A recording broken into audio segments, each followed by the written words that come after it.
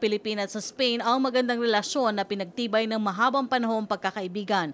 Formal na tinanggap ni Pangulo Aquino sa Palasyo ng Malacanang ang mahalagang bisita ng bansa ngayon na si Queen Sofia. Sa paghaharap ng Pangulo at Reyna, nagkasundo ang dalawa na palakasin pa ang kooperasyon sa larangan ng ekonomiya at mga proyektong tutugon sa pagbaka sa kahirapan.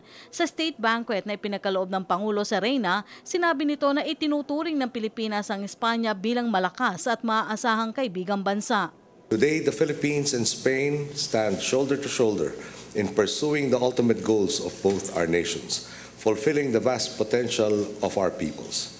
And we are working together, whether in trade, sports, defense, or in tourism, in all the vital spheres of human endeavor. Itinuring naman ni Queen Sofia na napapanahon ang kanyang pagdalaw kung saan makikita ang malaking pagbabago mula sa mga hamong dinanas ng bansa. Ayon sa Reyna, maraming paman at pagkakatulad sa kasaysayan at kultura ang nagmarka na lalo pang nagpatibay sa relasyon ng dalawang bansa.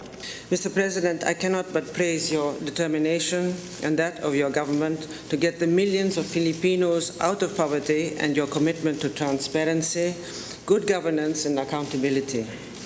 You can count on the Spanish cooperation in your endeavor.